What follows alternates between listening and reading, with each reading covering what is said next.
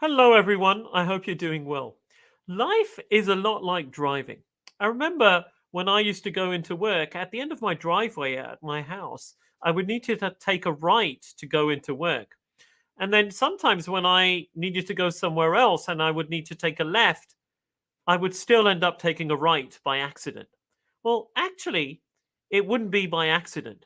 The reason I would end up still taking a right at the end of my driveway, despite having the need to take a left, is because it had become habitual for me to go into work. And taking that right was my default way of operating. Life is a lot like that. Sometimes we need to take a left, but because things have become so habitual for us, we still end up taking a right and things become harder for us to change. It would be a huge hassle for me if I took a right when I really needed to take a left because I would have to go all the way around the block. There would be a traffic light involved, and it will be really frustrating for me. Change can be frustrating like that for us as well. And so, another driving example here is, have you ever driven from one point to another and actually not noticed the things that you should have noticed on your drive there? Maybe you've taken that drive so many times and you ask yourself, how did I actually get here? That's happened to me several times.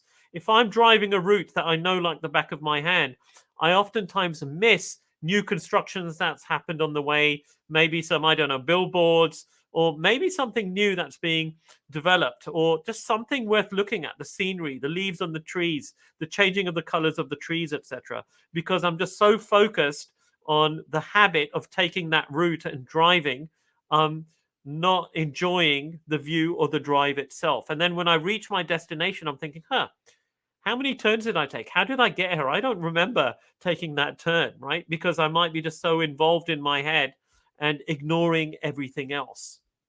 And so sometimes we need to pause and hit on the brakes before we take that turn. So at the end of my driveway, if I were to pause and think just for a split second, oh, where am I going? I can then decide, do I need to take a right? Do I need to take a left? If for a split second I think, oh, let me enjoy the view on this drive, maybe I can notice the things that are worth noticing on my drive from point A to point B. So life is very much like this. Up to 9 out of 10 things that we do in our lives are on default, are habitual by nature. They're like going from point A to point B, and we're constantly doing that, going from point A to point B. We're constantly taking those right turns. When sometimes we need to create new habits, we actually need to take a left turn. And so, what can we do to help us pause, to help us hit on the brakes of the car before we decide whether we need to take a right or a left? Well, there are a few different ways of doing this. Now, a lot of psychological research, a lot of the research in positive psychology stems from philosophy. The ultimate question, what is the good life? Philosophers have tried to answer this for centuries. And I maintain that a lot of psychological research and a lot of human behavior can also be garnered from studying religion. And so my religion provides me a couple of practices that have helped me alleviate this functioning on default. It's still very much a challenge for me, but there are some structures in place that help me along the way. And regardless of what religion you're in, the reason I'm doing this broadcast and mentioning these things from a religious perspective is maybe you can rely on your religion to find those practices that are helpful to you. If you don't follow a religion, maybe you can add some structure in your life that can allow you to make these decisions.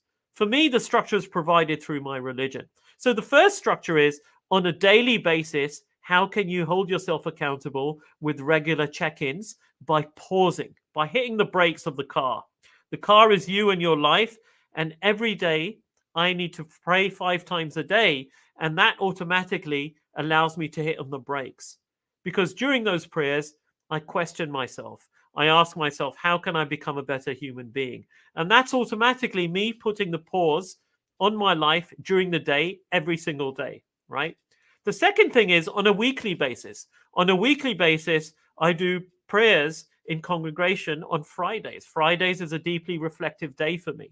And that allows me to hit the pause on my life, put other things on hold, and become a bit more self-reflective and indulge in that pausing behavior so that I don't end up functioning on default on a weekly basis. And then on a yearly basis, I have 1 month, which is the month of Ramadan, during which I fast. And that is a highly disruptive month for me because not only do I put most things on pause in my life so that I can fast from before dawn to dusk, where I don't eat or drink anything, and I become hyper vigilant, self-aware, and self-reflective. I pause the things that are taken for granted. That point A to point B, things like food and drink, things like my normal ways of thinking, things like my normal behavior, all of that starts to get on pause because I question everything that I do throughout the day during the month of Ramadan. And when you start questioning it, it's not like you're bringing yourself down. The only question you're asking yourself is, what is the purpose here? How can I do this better? How can I do this in a way that is pleasing to my creator? And these mechanisms allow me to put a pause in my life, throughout my life, and veer me in the direction that I need to go. So that if I need to go from point A to point C instead of point A to point B, I have these structures in place that allow me to do this. Now, let me tell you, this is extremely difficult. It's not easy. But most things in life aren't easy, especially ones related to behavior change, especially ones related to us becoming better human beings, ones relating to us increasing our well-being, ones relating to us finding balance in life. When we pause on a daily basis, on a weekly basis, on an annual basis, we invite change to our lives. We invite deliberation, we invite intentionality, and we make the decision instead of functioning on default. And that ability to make the decision, that ability to pause, will allow us to go directly from point A to point C instead of trying to get to point C via point B. That's going to be a more difficult proposition. So let me know, how do you invite structure? How do you pause, put the brakes on your life on a daily basis or whatever the frequency is to elevate yourself, elevate your well-being, elevate your leadership, elevate the human being that you are pursuing to become in life, and let me know. Please like and share this post, and I'll be doing more of these in days to come.